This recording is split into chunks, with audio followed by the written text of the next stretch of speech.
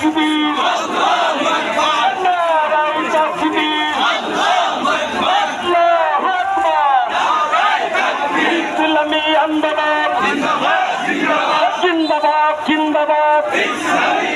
শুধু নেতার পরিবর্তন নয় নীতির পরিবর্তন চাই বীর সাহেব চরমনাই যতক্ষণতা পাইছিবার যতক্ষণতা পাইছিবার বীর সাহেব চরমনাই আমাদের কাছে আছে